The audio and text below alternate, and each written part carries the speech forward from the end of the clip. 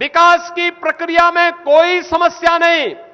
मैं तो आपको यह भी खुशखबरी देने के लिए आया था कि जो बात हमारे माननीय सांसद जी ने और विधायक जी ने बोली है, अब उससे भी आगे इन्हीं लोगों के साथ चर्चा करने के बाद हम लोगों ने तय किया है।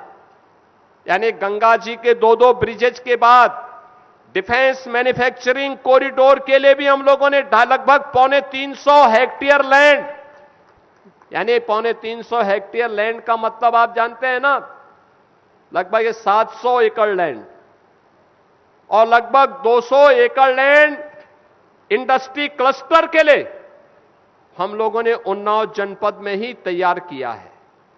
इंडस्ट्रीज लगेंगी, लेकिन एक नई खुशखबरी देने के लिए आया हूं मैं, वह है स्टेट कैपिटल रीजन का पार्ट हम लोगों ने उन्नाव को भी बनाया है। स्टेट कैपिटल रीजन का मतलब अब जो विकास लखनऊ में होगा वो केवल हजरतगंज तक सीमित नहीं होगा।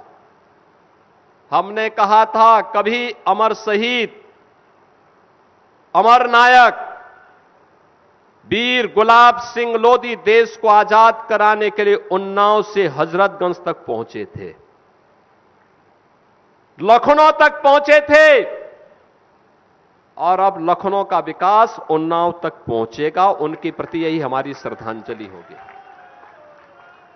हम लोगों ने तय किया है अब लखनऊ में विकास जो भी होगा वो लखनऊ तक सीमित नहीं होगा, वो सीधे उन्नाव होते हुए कानपुर तक जाएगा।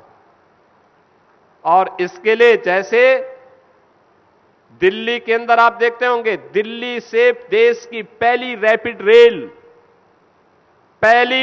रेल दिल्ली से मेरठ तक पहुंच गई है।